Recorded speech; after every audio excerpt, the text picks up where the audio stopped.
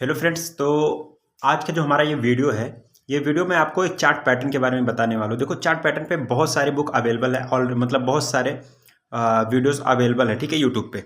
तो मैं आपको एक इसमें बस एक ही वीडियो में मैं सारा का सारा चार्ट पैटर्न जो आपको सिखा दूंगा, वो भी चार्ट पैटर्न का जो यहाँ पे मेरा ये जो हमारा पोस्टर है, मैं उससे ही समझाने का आपको कोशिश करता हूँ, ताकि एक ही वीडियो में ज़्यादा वीडियो लंबा मत हो, क्योंकि ऑलरेडी बहुत सारे चीज़ के बारे में बात कर लिए हैं बहुत लोगों ने। तो मैं कुछ आपको अपने एक्सपीरियंस के बेस में नया कुछ बताना चाहता हूँ, क्योंकि अगर जो चार्ट पैटर्न के बारे में मैं बात करूँगा वही ऑलरेडी लोगों ने बात कर लिया है, तो ये सब के बारे में तो बात हो चुकी है। बट बाकी का जो ऑप्शन बाइंग के लिए जरूर मैं उसके बारे में आगे बात करूँगा। तो चलो फटाफट से हम आज इस वीडियो में पहले हम चार्ट पैटर्न को पूरा अच्छी तरीके से समझ लेते हैं, ठीक है। तो यहाँ पे देखो, बुलिश पेनेंट पैटर्न है, ठीक है। यहाँ पे बुलिश पेनेंट पैटर्न है, तो ठीक है। इसमें क्या होता है कि प्राइस नीचे से ऊपर जाता है, ओके, और उसके बाद में फिर ऊपर गया, फिर डाउन आया, फिर अप गया, फिर डाउन आया। फिर ये जो ऊपर का जो ट्रेंड लाइन रहता है, जब इसको ब्रेकआउट देता है तो फिर एक यहाँ पे देखो दिख रहा है आपको, ब्रेकआउट लिखा हुआ है यहाँ पे। तो फिर एक अच्छा खासा मूव मिलता है, ठीक है, ऊपर साइड में देखने को हमें मिलता है, ठीक है। तो ठीक इसका उल्टा जो रहता है हमारा बेरिश पेनेंट पैटर्न होता है, ठीक है। यहाँ पे देखो आपको दिख रहा है, ये नीचे से ट्रेंड लाइन रहता है, ऊपर से ट्रेंड लाइन रहता है। जब नीचे का ट्रेंड लाइन ब्रेकआउट देता है तो फिर ये प्राइस नीचे के साइड में जाता है, ठीक है। तो ये बेरिश पेनेंट पैटर्न हो गया, ठीक है। अब हम आप चलते हैं दूसरे पैटर्न की तरफ। तो ये हमारा दूसरा चार्ट पैटर्न रहेगा, जो कि डिसेंडिंग चार्ट पैटर्न, ठीक है। डिसेंडिंग चार्ट पैटर्न है। तो इसमें क्या रहता है, ऊपर से भी ट्रेंड लाइन रहता है, आगे की तरफ मुंह खुला रहता है, इस तरीके का चार्ट पैटर्न होता है ये। तो ऊपर से नीचे फिर इस तरीके से हाईयर हाई जो रहता है, हाईयर लो बनाता है, हाईयर लो बनाता है, हाईयर लो बनाता है। उसके बाद में ऊपर का जो ट्रेंड लाइन रहता है उसको ब्रेकआउट दे देता है, तो फिर अप साइड में मूवमेंट निकल जाता है, ठीक है। फिर असेंडिंग असेंडिंग बोर्डिंग ये वेट पैटर्न है, ठीक है। तो ये नीचे से जो रहता है हाईयर हाई बनाता है, हाई लोअर हाई बनाता है, लोअर हाई बनाता है, और ये ऊपर से जो रहता है ये बनाता है, ये एक ट्रेंड लाइन रहता है। तो फिर जब ये नीचे के साइड में ब्रेक डाउन देता है तो एक अच्छा खासा मूव हमें नीचे के साइड में देखने को मिलता है, ठीक है। तो इस तरीके से ये हमारा ये चार पैटर्न हमारे हो चुके हैं। क्योंकि मेरा वीडियो बनाने का ये पर्पज़ है कि मेरे चैनल पे ये भी वीडियो रहे चार्ट पैटर्न का, अगर किसी को देखना है तो ये देख सकते हैं, ठीक है। जो बिगनर्स लोग हैं वो समझ सकते हैं इसको देख करके। फिर यहाँ पे आता है हमारा जो है पांचवा पैटर्न, हमारा ये है हेड एंड शोल्डर पैटर्न, ठीक है। हेड एंड शोल्डर पैटर्न क्या होता है, नीचे एक सपोर्ट लाइन रहता है, ठीक है। नीचे का सपोर्ट आप ऑलरेडी आप जान चुके हो, सपोर्ट रेजिस्टेंस क्या होता है, ठीक है। तो जहाँ पे प्राइस अप गया, फिर वहाँ से देखो प्राइस यहाँ पे आके गिरा, फिर यहाँ से उठा, फिर अप साइड में गया, फिर डाउन साइड में आया, फिर अप साइड में गया, और फिर डाउन साइड में आया, ठीक है। तो ये बार बार इस लाइन पे देखो सपोर्ट ले रहा है और यहाँ से पुल बैक कर रहा है।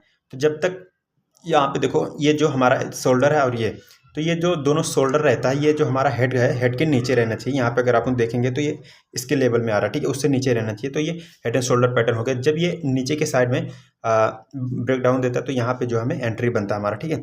उसके बाद में सेम ऐसा ही है, inverted head and shoulder pattern, ठीक है। तो यहाँ पे सेम उसका उल्टा रहता है, ठीक है। यहाँ पे आप देख सकते हो, जब ये निकलाइन ब्रेकआउट होता है तो फिर हम क्या करते हैं, यहाँ पे एंट्री अपना बनाते हैं और प्राइस अप साइड में जाता है, ठीक है। उसके बाद में हम आते हैं इधर डबल टॉप पे। यहाँ पे हमारा देखो डबल टॉप पैटर्न है। तो डबल टॉप पैटर्न में क्या होता है, प्राइस एक रेंज में रहता है, ठीक है। एक रेंज में बोले तो एक रेंज में रहता है, नीचे से आता है या ऊपर से आता है, एक रेंज में रहता है प्राइस। तो यहाँ पे देखो नीचे से आया हुआ है और यहाँ पे बना, ठीक है, यहाँ पे बना, और उसके बाद फिर डाउन साइड में आया, फिर अप साइड में गया। तो ये अगर क्लियरली हम देखें तो इसको एम पैटर्न भी कई के लोग बोल देते हैं, एम के जैसा दिख रहा होगा आपको क्लियरली।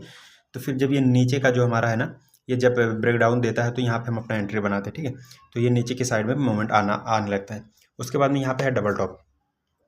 डबल टॉप में क्या होता है, प्राइस ऊपर से नीचे आया और यहाँ पे सपोर्ट लिया, फिर अप साइड में गया, फिर यहाँ पे एक जो रेजिस्टेंस लेवल है वहाँ से फिर डाउन साइड में आया, फिर अप साइड में गया। तो ये जो निक लाइन इसका है, इसको हम निक लाइन भी बोल सकते हैं या रेजिस्टेंस भी बोल सकते हैं। इसको जब ब्रेकआउट देता है तो फिर हम यहाँ पे क्या करते हैं, यहाँ पे हम अपना एंट्री बनाते हैं और ये प्राइस अप साइड में जाता है, ठीक है।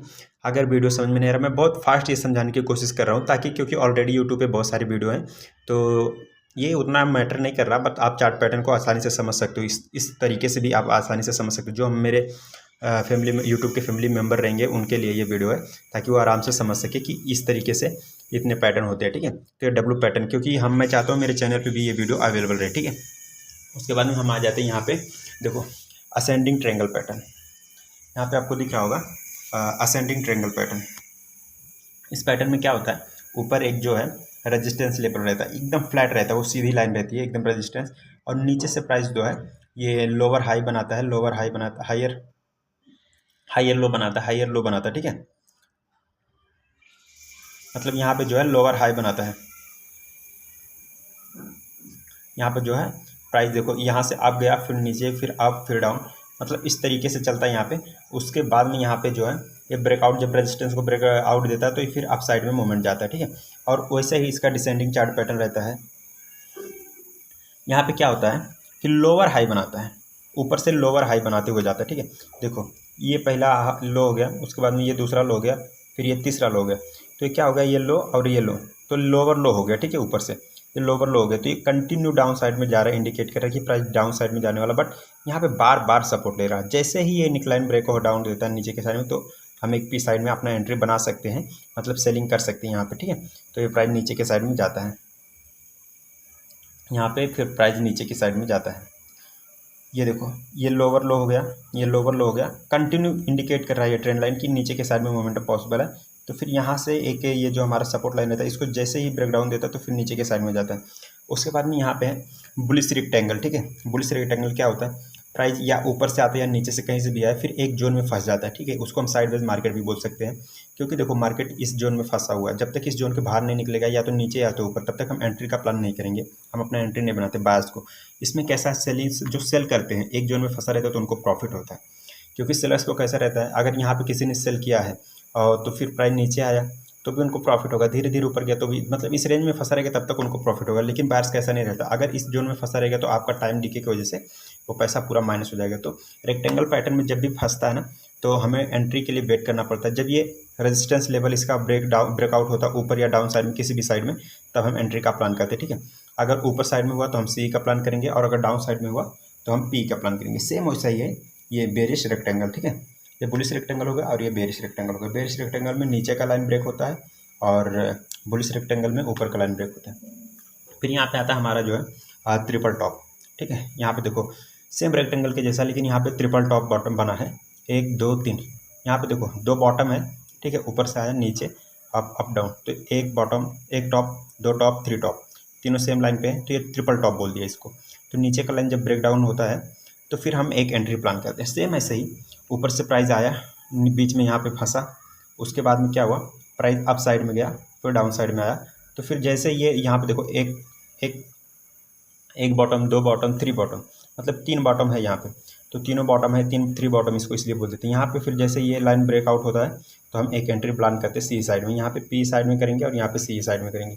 उसके बाद में बुलिश फ्लैग है, बुलिश फ्लैग ऊपर से भी एक ट्रेंड लाइन रहता है और नीचे से भी एक ट्रेंड लाइन रहता है, ठीक है। इस तरीके का पैटर्न होता है। जैसे ये ऊपर का ट्रेंड लाइन ब्रेकआउट होता है तो हम एंट्री प्लान करते हैं अप साइड में जाता है, ठीक है।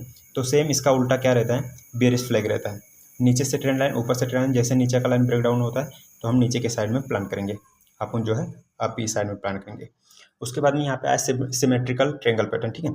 क्या होता है, यहाँ पे ऊपर से भी ट्रेंड लाइन रहता है, नीचे से भी ट्रेंड लाइन रहता है। इसका मतलब दिशा कंफर्म नहीं रहता कि कौन से साइड ये जाएगा, कौन से साइड नहीं होएगा।